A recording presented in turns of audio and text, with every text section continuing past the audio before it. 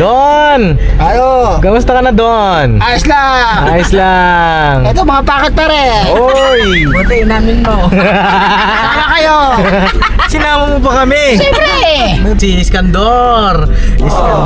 Iskandor sa pagita. Loban. Loban. Siyempre, habang nagpapagaling ang Kuya Burnok, ay ayaw muna ang driver. Isa pa magpagaling. Bakit? Aswain ko asasa mo. Joke lang po. Joke lang. At syempre, na-miss ko rin yung dalawang kagwang. Pababa sana kami. Na-miss ko yung, syempre, yung Bombay, pambira.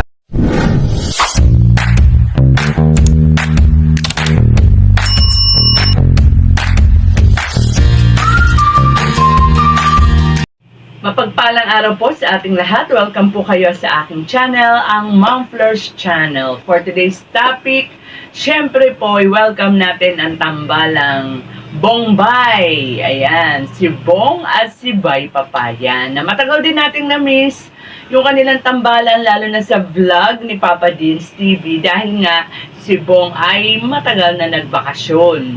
At ngayon nga, they're back.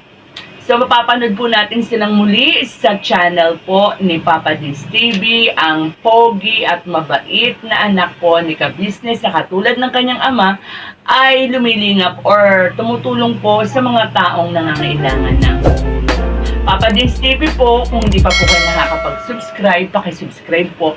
And congratulations, Papa Deans, dahil kamakailan lang ay naka 180 subscribers ka na. Ayan.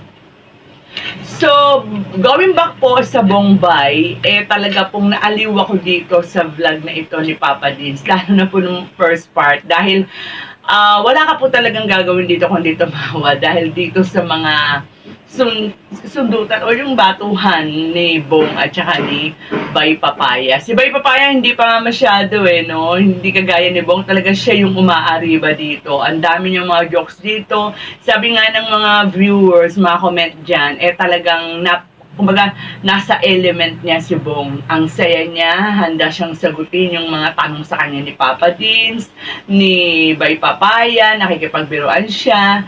Yun pong mga biro ni Bong kay Burnok.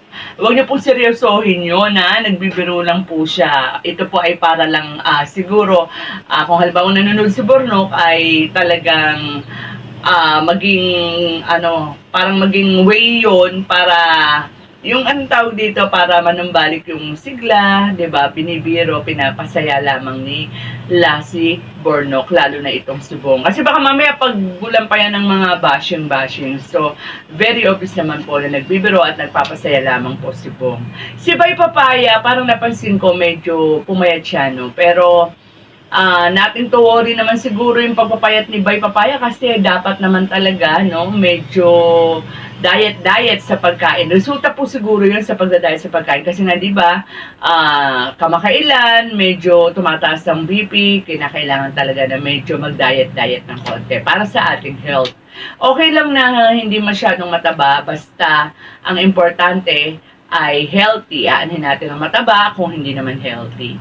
So, ayan po, kung hindi nyo pa po napapanood yung latest video or vlog na yun ni Papa Deans, kung gusto nyo po tumawa, lalo po, kung kayo ay mga taga-subaybay ng Ka-Business, panoorin nyo po, kasi si Bong, grabe, ang dami pong mga pasabog dyan, ang dami pong mga jokes, and nakakatawa naman po talaga.